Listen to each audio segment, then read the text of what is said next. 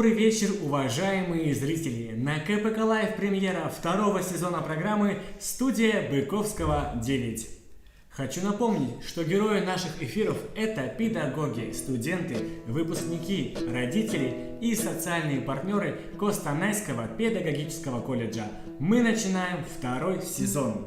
Наш гость – педагог кафедры естественно-гуманитарных дисциплин, победитель конкурса Student Vision 2017 в номинации «Хореография» Рихтер Ольга Антоновна. Встречаем!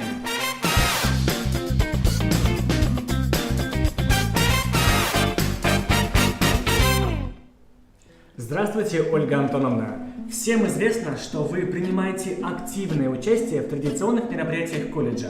В 2017 году вы стали первой победительницей конкурса Student Vision. Расскажите, какое место в вашей жизни занимает творчество? Творчество – это часть жизни каждого человека, я думаю. Это может быть и профессиональное творчество, творчество в любом виде деятельности, это творчество в искусстве, даже в образовании, в педагогике. Проявляется творчество всегда. Ну а что касается каких-то выступлений, я с детства любила петь, танцевать, выступать, читала стихи. В школе, когда училась, на сцене выступала, участвовала в КВН, и особенно в студенческие годы была ведущей мероприятий у себя в институте и участвовала в творческих конкурсах, также занимала места какие-то. В общем, это часть моей жизни, я с этим всегда живу и люблю, наверное, выступать, как любой педагог, это же артист, по большому счету. А что касается нашего колледжа, здесь созданы все условия, у нас творческая атмосфера, у нас творческие студенты и педагоги, поэтому именно в парах с ними я и выступала. Я в 2013 году участвовала еще в конкурсе «Две звезды», и мы в паре с Юлией Говенко, студенткой РХК, также победили в номинации «Хореография». А в 2017 году выступали мы в паре с Жаркеновым Куанышем Серикбаевичем, также одержали победу. Это очень приятно, потому что мотивируют именно люди. И творческая атмосфера колледжа этому способствует, и наши студенты творческие, и наши творческие педагоги. Сейчас среди интернет-пользователей особенно актуальна публикация образовательного и творческого контента в социальных сетях. Как вы считаете, насколько продуктивно обучение и саморазвитие за счет социальных сетей и площадок такого формата? Юрий Андреевич, в этом вопросе я вижу две стороны. Что касается творческого контента, то, мне кажется, запретить никому нельзя публиковать этот контент, и это правильно. Просто главное, чтобы не было безвкусицы, не было откровенной пошлости, а так каждый имеет право самовыражаться в творческом отношении и делать любой контент. Таково мое мнение. И у любого творчески мыслящего человека найдутся свои приверженцы, свои поклонники, свои хейтеры. Это нормально для нашего времени. Так что к этому я отношусь в целом положительно. А что касается образовательных ресурсов, интернет-ресурсов и вообще этой формы образования, здесь, конечно, вопрос открытый. Я считаю, вся цифровизация, которая сейчас проводится, она имеет тоже две стороны. Потому что когда у нас неблагоприятные погодные условия, когда у нас карантин, это, естественно, необходимо, и нужны такие ресурсы. А когда мы работаем в реальном режиме, то здесь как никогда важно живое слово учителя, на мой взгляд, и умение поддерживать диалог друг с другом, то есть выступать во взаимодействии и студенту, или ученику любому, и педагогу. Как сказал Шалва Аманашвили, это знаменитый педагог-новатор, время, проведенное с учителем, должно возвышать ученика. Я с этими словами согласна на 100%. Потому что, что такое цифровизация?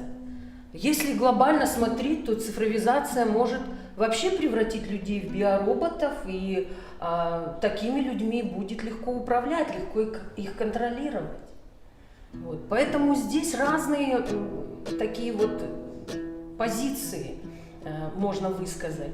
Когда мы самообразовываемся, саморазвиваемся, у нас есть мотивация, есть желание, то мы обращаемся к этим ресурсам. Но для этого нужна самодисциплина. А когда мы проводим дистанционное обучение, то студенту уже нужна самодисциплина. Вот, и нужен контроль. А как это сделать на расстоянии? Вообще известно, что детская подростковая психология, она подвержена разным метаниям. Поэтому контроль ребенку, подростку, он просто необходим для того, чтобы он себя чувствовал комфортно. Поэтому как без контроля со стороны учителя, без поддержки со стороны учителя? По-моему, это невозможно. Поэтому живое общение, живой учительский пример, живое слово педагога, его мнение и их взаимный диалог с обучающимся, вот, на мой взгляд, это превыше всего. И никакая цифровизация, никакой интернет его не заменит. За период работы на педагогическом поприще вы прошли путь от педагога до администратора. У вас был опыт работы в должности заведующей отделением, где вы профессионально проявляли себя в работе. Что вы относите к своим достижениям в педагогической деятельности? Сначала хочу сказать о достижениях. Мои достижения – это успехи моих учеников. Тех, которых я учила в школе и выпускала из школы, тех, которых я учу сейчас, учу их истории Казахстана, своей родной истории. И думаю, что те, кто проявляет интерес на занятиях, студенты мои, они многого добьются и, по крайней мере, они принесут пользу своему отечеству, своей родине. Потому что человек, который не любит историю, не хочет ее знать, вряд ли это сделает, принесет какую-то пользу. И все успехи, которые я замечаю на уроках, отмечаю для себя, самые маленькие успехи студентов и во внеурочной деятельности, в научной деятельности, это все и мои успехи. Студент порой может дать фору своему учителю, может научить даже его чему-то или что-то открыть для него новое, и это уже некий высший пилотаж педагога, на мой взгляд. Поэтому вот все, что можно говорить об успехах, это каждый учитель, я думаю, скажет именно так, в достижениях моих учеников. Вот они и мои достижения в этом. Что касается административной деятельности, то я поняла, что это не совсем мое, потому что мое дело учить, я это так чувствую. Мне нужна эмоциональная отдача, она присутствует от моих студентов. Даже в том, как студенты здороваются со мной в колледже, в течение всего дня причем. И мне это, конечно, нравится. У меня всегда с ними взаимодействие, неплохие, я думаю, отношения. Поэтому дать знания на уроке, получить отдачу, увидеть их успехи и достижения, эмоционально подпитаться, так сказать, друг от друга в нашем учебном процессе. Это большое дело, это гораздо больше, чем контролировать, составлять отчеты, хотя мы все этим, безусловно, занимаемся и будем заниматься. Это часть нашей профессии. Вот. И те студенты, которые оставляют о себе память очень хорошую, их можно называть бесконечно. Те, которые сейчас еще учатся, не закончили наше учебное заведение, это и Юрий Андреевич Шарунов, это и Александр Косолапов, это Мария Утельбаева, это Кусаинов Султан, с которым мы уже второй год успешно сотрудничаем в научной работе. Это очень многие и первокурсники есть, яркие личности. Я думаю, они еще себя проявят и покажут. А в будущем сейчас их путь только начинается в стенах нашего колледжа. Поэтому эмоционально и энергетически мне хочется быть рядом со студентами, не над ними, а вместе с ними. Вот это моя миссия, я считаю, миссия учителя. И думаю, что все наши студенты должны также помнить о своей будущей миссии, потому что все они будущие педагоги. Благодарю, Ольга Антоновна. Как вы знаете, 2022 год в Казахстане объявлен годом детей. Во втором сезоне у нас новая рубрика «Баланын Сурагы». Это та рубрика, где наши корреспонденты встретились с социальными партнерами колледжа в школах и детских садах города Костанай и узнали, какие вопросы дети задают взрослым. Что нравится смотреть на YouTube-канале? Почему Луна светится? Почему папа большой? Как приготовить яичницу? Как стать звездой? Ждем теперь ваш ответ. Ну что я могу сказать? Просмотр вообще контента любого занимает время. Поэтому времени немного с нашей работой. Ну, остается в какие-то выходные и такие часы досуга. Поэтому я люблю просматривать музыкальный контент, контент travel-блогеров, ну, кинофильмы иногда смотрю в Ютубе. Конечно же, все, что производит наша киноиндустрия колледжевская, то есть КПК Лайф, наш канал, тоже смотрю.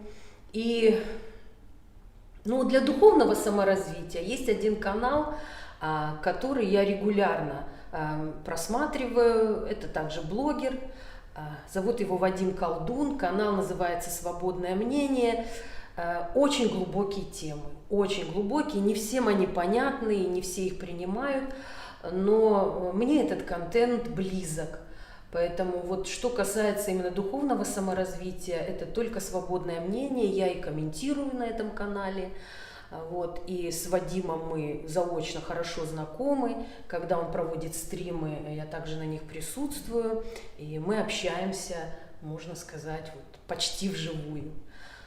Вот, поэтому не чужд интернет и все, что там происходит, и просмотр Инстаграма.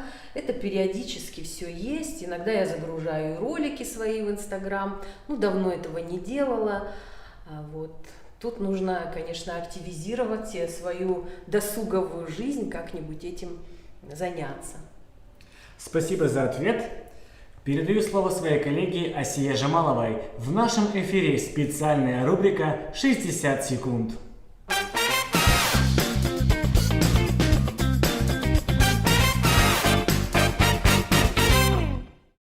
Студия Асия Жамалова. Наш гость Рихтер Ольга Антоновна. Рубрика «60 секунд». Это та рубрика, где у гостя нет времени на размышления. 10 блиц-вопросов могут быть заданы на любую тему. Времени на подготовку нет. За каждый вопрос наш гость получает 10 баллов. Если вы затрудняетесь ответить, ваша задача сказать следующий вопрос. 3, 2, 1, мы начинаем. В какой стране расположен Стоунхендж? Великобритания. 5 плюс 5 минус 3 плюс 2. 9. Верно. Сколько в мире океанов? 5. Температура кипения воды. 100 градусов. Самая большая змея на планете. Анаконда. Какое количество струн имеет гитара? 6. Верно. Сколько областей в Республике Казахстан? 15. Когда в Республике Казахстан праздновали 30-летие независимости? В 2021 году, 16 декабря. Верно. Сколько этажей в общежитии колледжа? 5. Верно. Знаменитый кондитерский бренд Костанайской области. Баян Сулу. На этом у меня все. Общее Всё уже. количество ваших баллов 100. Спасибо. Поздравляю, хороший результат. Спасибо.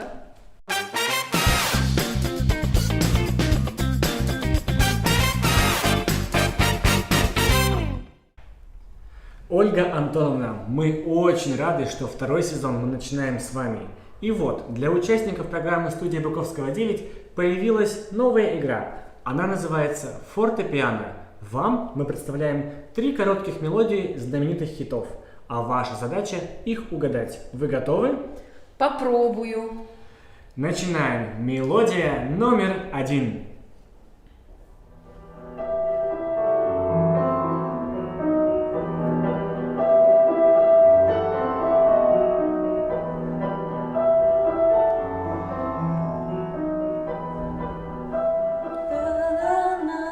Бэнк. Маруф. Правильно, это Маруф Бэнк. Мелодия номер 2.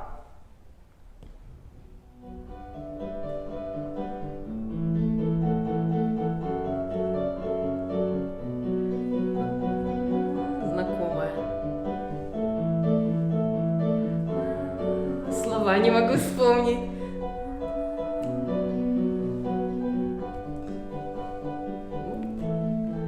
Мелодия знакомая, слова не могу вспомнить. Какой же ваш ответ?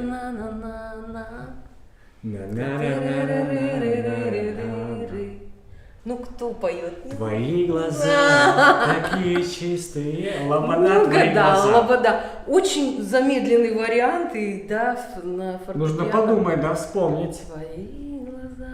Готовы к третьей мелодии? Ну, готово. Мелодия номер 3. Сложно.